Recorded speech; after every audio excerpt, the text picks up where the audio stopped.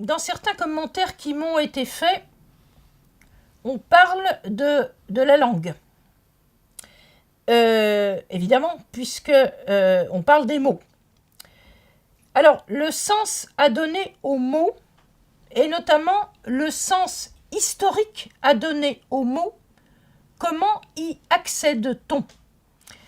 Eh bien, il y a évidemment l'aspect grammatical de la langue arabe. Il faut maîtriser la grammaire arabe pour travailler sur les mots, dans leur forme, mais pour travailler sur leur sens, il y a un certain nombre de précautions à prendre et de choses à savoir. Si je cherche à avoir une approche historique des mots, je dois ramener les mots que j'étudie à l'époque dans laquelle ils sont utilisés.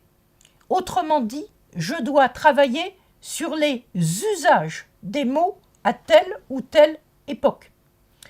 Et là, il y a une dérive à laquelle il ne faut pas se laisser aller. En travaillant sur la grammaire, on rencontre des racines. Ces racines qui sont à l'origine de la dérivation de chaque mot sont des racines sémitiques ou, dans le cas des mots empruntés, des mots étrangers, sont des mots qui viennent d'autres langues. Si je fais un usage historique des usages des mots, je ne dois pas me contenter de faire de l'étymologie en remontant par exemple aux autres langues sémitiques et en disant eh bien, on a telle racine en arabe, cette racine on la trouve en hébreu, on la trouve en syriaque, on la trouve en araméen, et en ramenant le sens de ces mots à la racine araméenne, au sens que ces mots avaient dans les autres langues sémitiques. Quand je parle des mots du Coran, je parle des mots arabes tels qu'ils sont utilisés au 7e siècle, quand je me situe dans la lecture du 7e siècle. Le fait de savoir qu'il y a une étymologie antérieure, c'est effectivement intéressant, mais cela ne me dit rien sur le sens que le mot peut avoir au 7e siècle en Arabie. Donc, pour parler de façon pertinente des mots, et pour chercher le sens dans les dictionnaires de ces mots, il faut rechercher tout ce qui est en rapport avec la société du 7e siècle. Si j'utilise par exemple un dictionnaire du 12e siècle, comme le Lisan al-Arab, le dictionnaire qui s'appelle la langue des Arabes, eh bien, j'ai des très longues notices sur chaque racine dans ce dictionnaire.